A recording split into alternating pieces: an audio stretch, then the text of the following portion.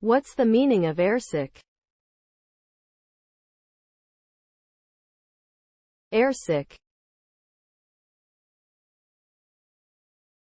Airsick. Airsick. Airsick. Airsick. Airsick refers to the feeling of nausea or discomfort that a person may experience when flying in an aircraft or other airborne vehicle.